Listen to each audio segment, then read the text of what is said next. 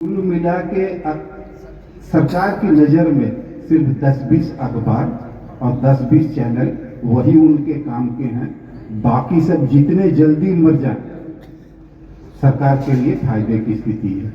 तो अगर आप 10-20 में हैं तब भी आप खतरे में हैं, इसलिए कि उसके बाद भी अगली छंटनी में लोग हटाए जाएंगे। पहले यूनियन की मजबूती थी कि कहीं से छंटनी होती थी, हम लोग प्रदर्शन करते थे, सरकार कदम उठाता है। मैं नाम लेकर बोल रहा हूँ, प्रभात खबर एक अखबार है हमारे इलाके का, बहुत मजबूत अखबार, वो बिकने के कगार पर आ गया था।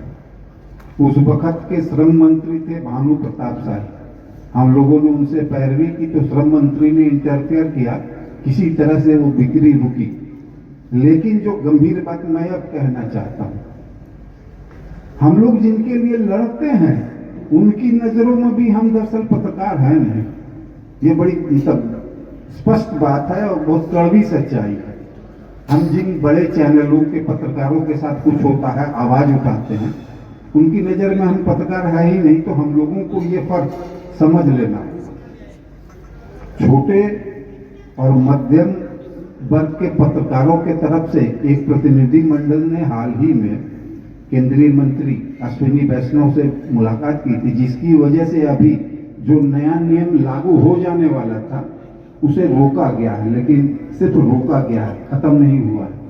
ब्यूरोक्रेसी में ऊपर से नीचे तक लोग समझ रहे हैं कि सरकार क्या चाहती है, तो सारी नीतियां उसी लिहाज से बनाई जा रही हैं ताकि इन छोटे अखबारों का भविष्य ही खत्म कर दे। तब इसका लोकतांत्रिक खतरा क्या है?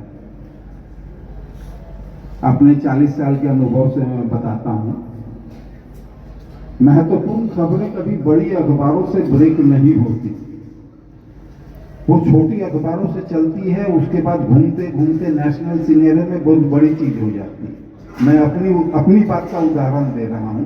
उस वक्त प्रभात खबर बहुत छोटी स्थिति में था। मैं चारा घोटाला लिखता था, लोग बोलते थे तुम जीरो से ज्यादा लगा दे रहे। समय ने पलटा खाया। 10 साल के बाद वो राष्ट्र में एक मेजर इशू बन गया। एक दूसरा इशू मैं कह के जा रहा हूं आज, हो सकता है ये 10 साल के बाद फिर मेजर इशू बनेगा। वह है बिहार का सृजन घोटाला। वहां के किसी अखबार ने ब्रेक नहीं किया, हम लोगों ने ब्रेक किया। तो उसका नतीजा हुआ कि सीबीआई इंक्वायरी हो गई। लेकिन सीबीआई इंक्वायरी में जो होता है फाइलें पड़ी हुई है।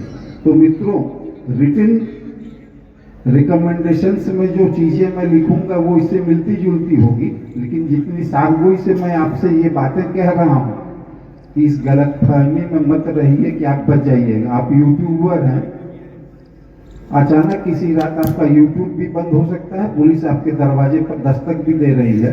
अगर आप सोशल मीडिया में इंटरेक्ट करते हैं तो आपको पता होगा पूरे भारत में ये क्रम चल पड़ा है और धीरे धीरे और तेज होता चला जाएगा।